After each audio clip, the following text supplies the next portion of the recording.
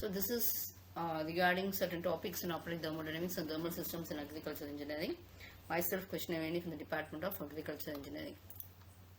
So we are going to see the last topic in this unit 1, energy balance in tractor engines and water pumps, right?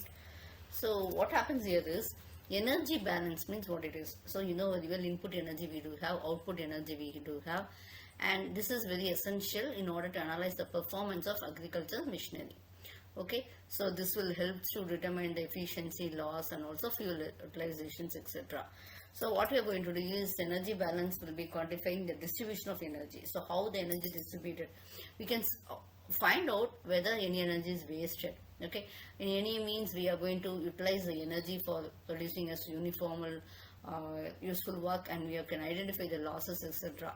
So we have it as a combined system, means we take use of tractor engines, what input we are giving, what output we are giving, and so where are the losses, everything else we can just find it out.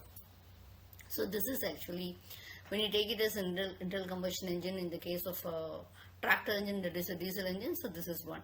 So fuel power is equal to brake power plus Q equivalent of heat loss due to coolant, heat loss to exhaust, and heat loss due to surroundings and all. Input, what can be the input actually? When you take this a tractor engine, how this tractor is getting energy? Air is one form of energy. Okay, without air you can't expect combustion. Next one is chemical energy, is very very important.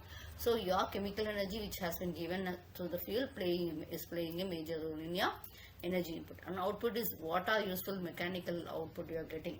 So that is earning of tractor and other operations. And what are we do have are some things which is stored in flywheel, heat losses by cooling system, exhaust, and also the friction losses.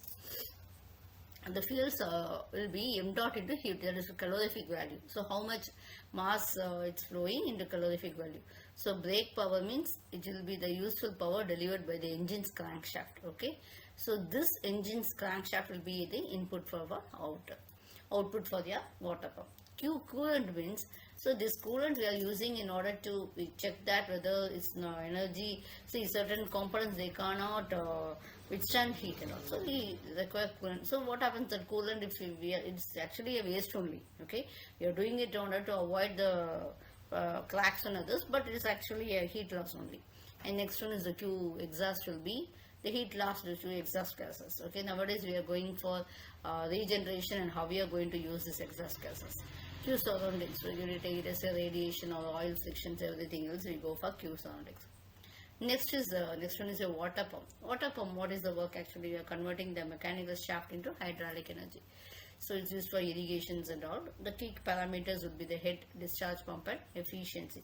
To what extent head you are getting, what is the discharge, and what is the pump efficiency and all. Input and all, what power we are getting from our engine. Output is hydraulic, it can be your OGQH. Okay, that is we call it as a, so will be a density, G will be a acceleration to gravity, Q will be a flow, mass flow rate, and H is your headed. So what loss we have? Mechanical leakage and also hydraulic losses. So this is your formula for your pump efficiency. If your efficiency in the high, in the sense, what happens actually? Your loss will be less. Okay. So this is for your combined efficiency we do have.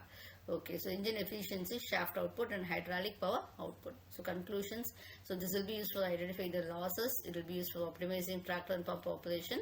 It is used for essential for thermodynamic analysis in agriculture. Thank you.